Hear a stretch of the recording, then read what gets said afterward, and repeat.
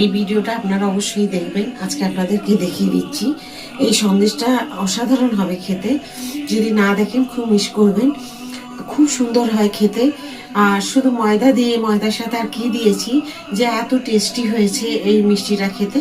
আপনারা মিষ্টির দোকানে গেলে দেখতে পাবেন শোকেসে থাকে, কিন্তু বুঝতে পারেন না যেটা ময়দা দিয়ে তৈরি। তো ময়দার সাথে আর কি কি দিলে এত টেস্টি। আমি এখানে খানিকটা দিয়ে দিলাম, কিছুটা ঘি দিয়েছি, কিছুটা বাটার দিয়ে দিচ্ছি, দিয়ে একটা আজকে মিষ্টি তৈরি করে আপনাদের দেখাবো। যে মিষ্টিটা ঘরোয়া মানে উপকরণ দিয়ে খুব সুন্দর হয় খেতে। তো চলুন আজকে দেখিয়ে দেবো, সাথে থাকবেন আপনারা। একটু গলে যাক, তারপরে দেখিয়ে দিচ্ছি। নমস্কার, পশ্চিম মেদিনীপুর থেকে পুতুলের হোম কিচেনে আপনাদের সকলকে জানাই স্বাগত। আশা করি আপনারা সকলেই খুব ভালো আছেন, আমিও খুব ভালো আছি। আজকে যে মিষ্টিটা আমি তৈরি করব খুব তাড়াতাড়ি, একদম সামান্য কিছু জিনিস দিয়ে, বাড়ির মধ্যে যেসব জিনিসগুলো থাকে সেগুলো দিয়েই তৈরি হয়ে যাবে। আমি আপনাদের বলে দেবো, যেটা খুশি আপনারা দিয়ে এইভাবে তৈরি করে নিতে পারেন। তো দেখুন তেলটা খুব সুন্দর গরম হয়ে গেছে, ঘি আর বাটার। তো এবার আপনাদেরকে দেখিয়ে দিচ্ছি।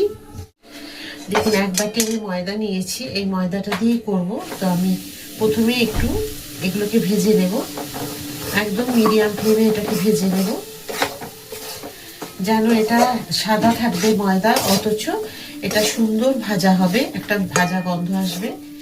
ময়দার যে কাঁচা গন্ধটা সেটা থাকবে না। একটু সময় নিয়ে এটাকে ভেজে নিতে হবে।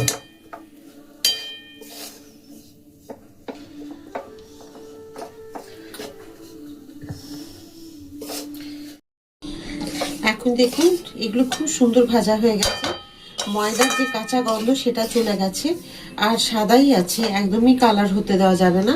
এখন দিয়ে দিলাম আমি এক বাটি নারকেলের, যে ডেসিকেটেড নারকেল থাকে সেই নারকেল দিয়ে দিলাম। এখানে আপনারা কাজু গুঁড়ো দিতে পারেন, কাজু পাউডার সেখানে দিতে পারেন, এগুলো দিলেও খুব ভালো হবে। ফ্লেমটা কিন্তু এখন একদমই লো থাকবে। এখানে আধ বাটি দুধ দিয়ে দিলাম আমি। মানে আপনারা চাইলে 10 টাকার যে প্যাকেটগুলো পাওয়া যায় দোকানে কিনতে, সেই প্যাকেট আপনারা এক প্যাকেট কি 2 প্যাকেট দিয়ে দিতে পারেন। দিয়ে এটাকে একদম ফ্লেম কিন্তু দেখুন গ্যাস কিন্তু বন্ধ আছে আমার, এই দেখুন গ্যাস কিন্তু বন্ধ করে রেখেছি। এবার আমি এগুলোকে খুব ভালো করে মিশিয়ে নেব। এখানে দেখুন আমি এক বাটি জল দিয়ে দিয়েছি, দিয়ে দিলাম ভর্তি এক বাটি চিনি। দেখুন আমি চিনিকে গলিয়ে নেব কীরকম চিটচিটে হবে সেটা আপনাদের দেখিয়ে দেব। একদম সেই 2 তার 3 তার এরকম কিছু নয়, সেরকম যেটা হবে সেটা আপনারা সাথে থেকে দেখে নেবেন, খুব সহজ। থালার মধ্যে দেখুন এগুলোকে ঢেলে রেখেছি আমি, এরকমই আলাদা করে থালার মধ্যে ঢেলে রাখতে হবে, তারপর রেডি করতে হবে। এদিকে আমি যেটা চিনি শিরাটা তৈরি করব সেটা আপনাদের দেখিয়ে দেব কিভাবে করতে হবে। এখানে খোয়া মাওয়া কিচ্ছু লাগবে না, ক্রিম কোনো কিচ্ছু লাগবে না, অথচ মিষ্টিটা এত সুন্দর হবে। মিষ্টির দোকানে যেরকম আমরা মিষ্টি কিনে খাই ঠিক সেই রকমই, বোঝাই যাবে না এটা ময়দা দিয়ে তৈরি।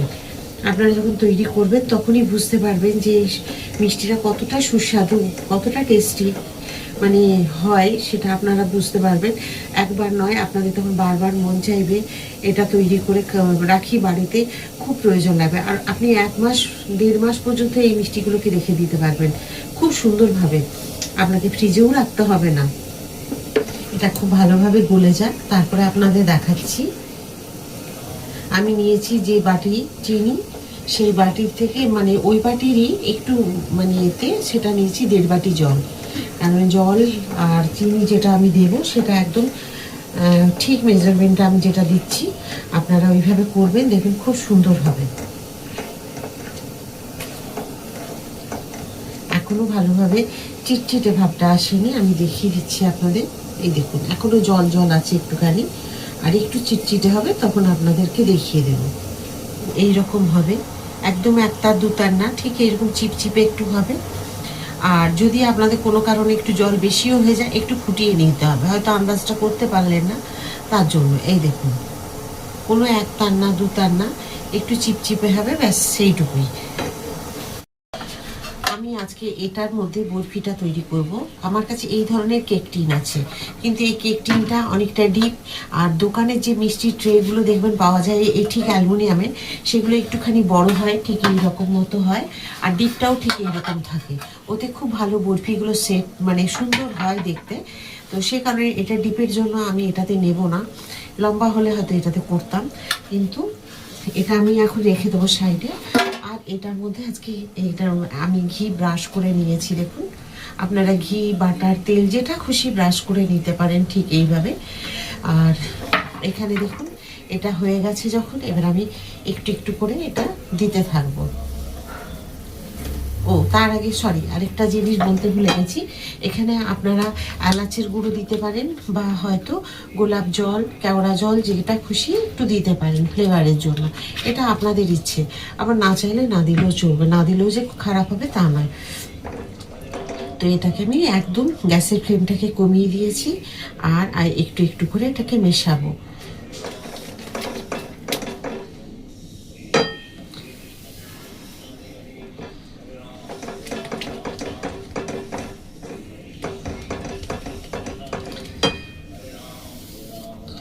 একসাথে পুরো ঢেলে মিশিয়ে দিলে অসুবিধা হবে, তার জন্য একটু একটু করে দিয়ে দিয়ে এটাকে মিশিয়ে নিতে হবে।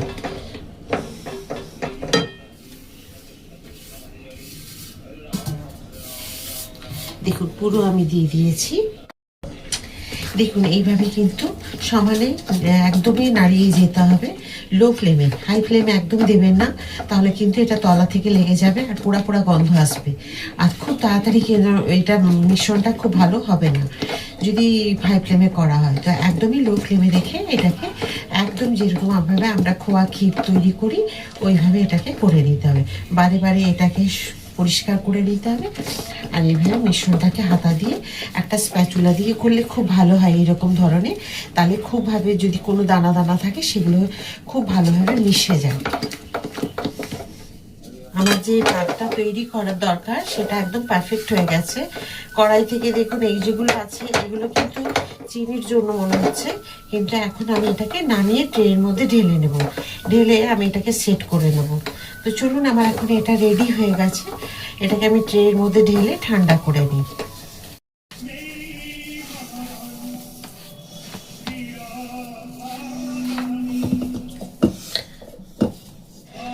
আপনাদের বলতে ভুলে গেলাম, এটা কখন বুঝবেন যে হয়ে গেছে, কড়াই থেকে ছেড়ে যাওয়া একটা বুঝতে পারবেন। ঠিক একটুখানি তেল বা জল যে কোনো কিছু মেখে নিয়ে হাতে যদি দেখেন যেরকম লাগছে না, তাহলে জানবেন এটা একদম পারফেক্ট হয়ে গেছে। তো দেখুন এখন এটা আমি ওইভাবে আপনাদের বলতে ভুলে গেছিলাম, এখন দেখিয়ে দিলাম।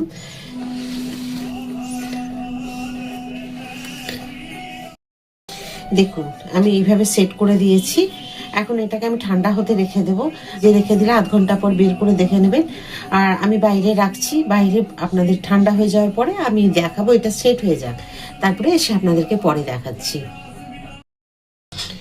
দেখুন আমি যে সন্দেশটা তৈরি করেছি ময়দা দিয়ে, সেটাকে এবার আমি পিস পিস করে কেটে নেব। আর কি ভালো জমে গেছে দেখুন, কাটলেই বুঝতে পারবেন। আর আমি এখান থেকে একটুখানি কেটে খাওয়া হয়েছে। তো যাই হোক, আমি এটা দেখাই আপনাদেরকে।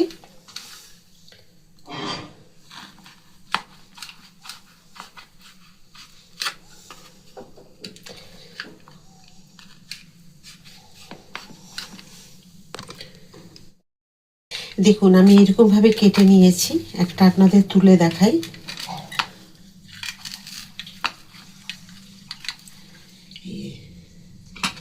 কতটা সুন্দর হয়েছে দেখুন। আরো আমি একটা তুলে নিচ্ছি। এখন এটা খুব সহজে উঠে যাবে।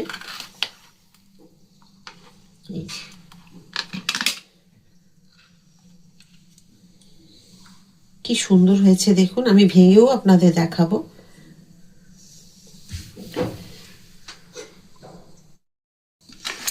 এবার আপনারা চাইলে এটাকে ডিজাইন করতে পারেন। দেখুন কি সুন্দর হয়েছে, কেউ বলবেই না। আপনারা চাইলে এভাবে একটু কাট করে নিতে পারেন। এই যে একদম দোকানের মতো স্টাইলের হয়ে যাবে।